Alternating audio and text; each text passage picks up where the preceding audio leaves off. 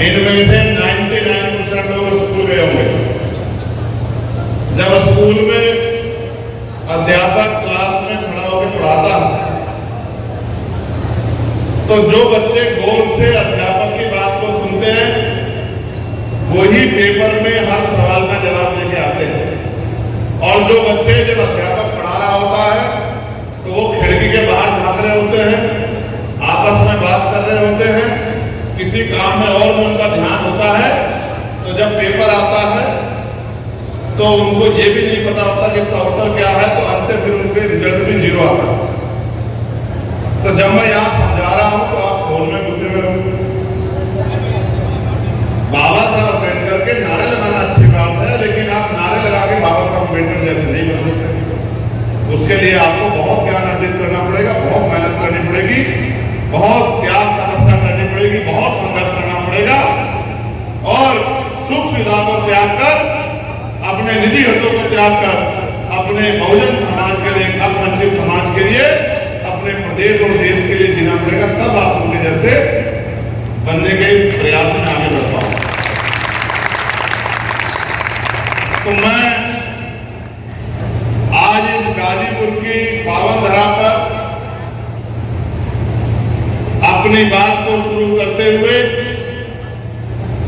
दुनिया में जन्मे सभी संतों, गुरुओं और महान पुरुषों को नमन करता हूं। इसलिए नमन करता हूं कट जा रहा है कि उनका पूरा जीवन जब हम देखते हैं हम लोग निकल तो हमें एहसास होता है कि वो अपने लिए नहीं जिए। उन्होंने अपना पूरा जीवन दलित, कमजोर, पिछड़े, अति पिछड़े, महिलाएं, मजदूर, किसान, तमाम लोगों के लिए लगाने का काम किया। सामाजिक व्यवस्था को समझा है। राजनीतिक व्यवस्था आने के बाद राजनीतिक व्यवस्था को समझा है।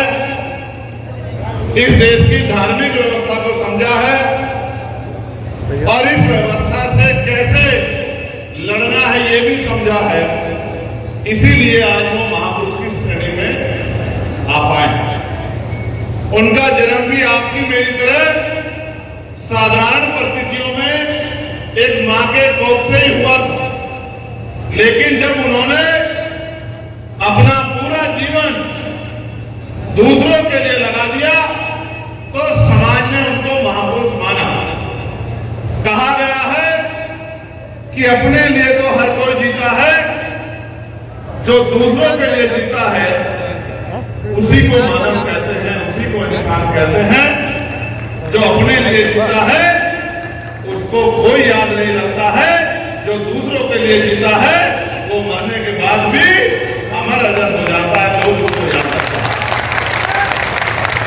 प्यारे साथियों, महामानव तथागत बुद्ध से लेकर संत शिरोमणि सद्गुरु रविदास जी महाराज, भगवान वाल्मीकि महाराज, गुरु नानक देव, संत कबीर, नारायण गुरु, गुरु घासीदास, संत गाडगे जी महाराज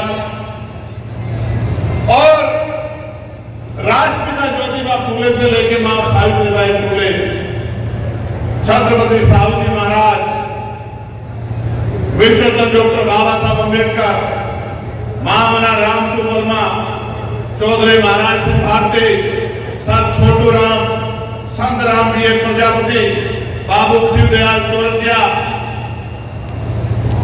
बाबू जगदेव प्रसाद कुशवाहा, जननायक कपूरी ठाकुर, ईवी पेरियार, रामा नायकर, स्वामी प्यारेलाल यादव, मानवर दीना भाना वाल्मीकि साहब और मानवर साहब काशीराम भी इसी श्रेणी में आते हैं, जो अपने लिए नहीं जिए, जिन्होंने दूसरों को आगे बढ़ने का रास्ता दिखाने का काम किया। इसलिए आज उनके जाने के बाद भी आज हम उनकी तस्वीरों को नमन करते हैं और अपने बच्चों को, आने वाली नस्लों को अपने मन में ये दृढ़ संकल्प करते हैं कि हमारी आने वाली नस्लें भी महापुरुषों के रास्ते पे चल के उनके जैसे बनने का प्रयास करें। और याद रखो, नौजवान कभी गैर जिम्मेदार नहीं होता। भारत का इतिहास पढ़ के देख लेना, करतार सिंह सराभा जी, शहीद करतार सिंह सराभा जी 19 साल के थे जब इस देश के लिए अपने प्राणों का बलिदान दिया था। शहीद आजम सरदार भगत सिंह 23 साल के थे जब उन्होंने अपने प्राणों का बलिदान दिया था मातृभूमि की रक्षा के लिए और हम गुलामी की बेड़ियां काटने के लिए। ये कितने साल के हो? ये 24 साल का नौजवान। देखो जरा गौर से, ये ऐसी पंखों कुर्सी पर बैठने वाले देखो, ऐसे पसीना बहा के लड़ाई लड़ी जाती है।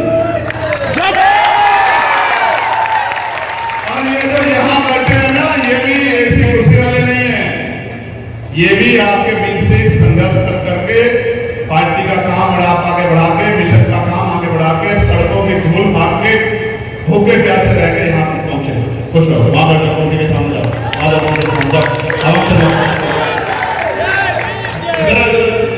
पीछे आप ये एक नहीं है, मेरे पीछे पिछुआ एक नहीं है।